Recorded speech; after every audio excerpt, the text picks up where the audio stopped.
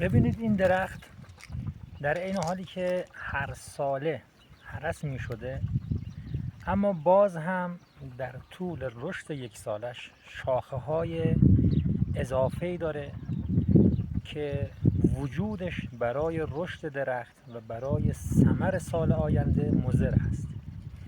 پس باید این رو هرس کرد. مذهب و دین هم همین گونه است، باورهای ما هم همین گونه است. در گذر زمان گرچه رشد میکنه، اما بعضی مواقع شاخه هایی از این شاخه اصلی مذهب رشد میکنه و جوانه میزنه که وجودش ثمری که نداره حتی مضر هم هست. پس باید اون رو اصلاح کرد، باید شاخه های اون رو هرس کرد. در دین و مذهب خرافه و باورهای انحرافی و انشعابات اشتباه و غلط که ریشه در تعصبات بیجا و ریشه در باورهای فردی و جامعه داره، باعث میشه اون دین و مذهب کم کم اونقدر شلوغ بشه که شاخه های اصلی اون به چشم نیاد و شاخه های اصلی اون رو پنهان کنه و آسیب بزنه به اصل باور و دین و مذهب ما. پس شروع میکنیم به هرس این درخت و باید با ابزار مناسب هم وارد اون کار شد. باید تخصص هم داشت.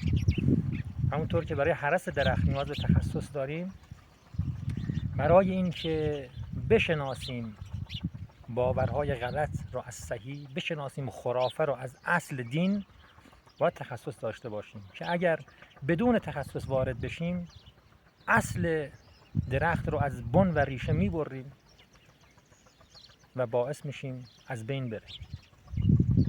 ببینید این درخت بعد از هرس چقدر زیبا میشه، چقدر جذاب میشه و کارایی و ثمر اون هم چقدر بهتر و بیشتر و با کیفیت تر خواهد.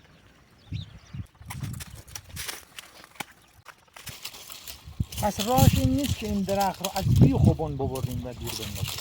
راهش این هست که این رو اصلاح کنیم. اگر درختی شاخ و برگ اضافه داشته باشه، شما اون رو اصلاح میکنید یا از بیخ و بن میبرید. هدف ما فقط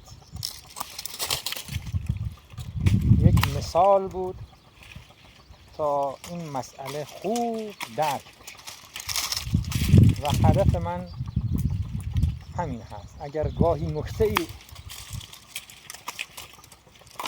خواهم گفت، هدف اصلاح هست. هدف این هست که شاخ و برگ‌های اضافه و ناکارآمد که بیجا رشد کردن از بین برن تا مانع رشد درخت نشن، مانع ثمر دادن درخت نشن. شخص ناآگاه وقتی باغبان رو در حین هرس درخت میبینه، شاید سرزنش کنه باغبان رو، مذمت کنه باغبان رو و بخواد مانع از این هرس بشه. اما وقتی آگاه باشه این هرس چه فوایدی داره و چه نتیجه‌ای خواهد داشت در آینده ثمر و میوه این درخت، مطمئناً خوشحالم خواهد شد و استقبالم خواهد کرد. آیا شما استقبال میکنید از هرس درخت یا اینکه مانع میشید؟ جزو کدوم دسته هستید؟ خب نظر شما در این مورد چه هست؟ ببینید چقدر درخت زیبا شد و در واقع نتیجه اون رو در ثمردهی درخت خواهید دید، در میوه های اون. خب آخرین شاخه رو هم ببریم. این شاخه هم اضافه هست.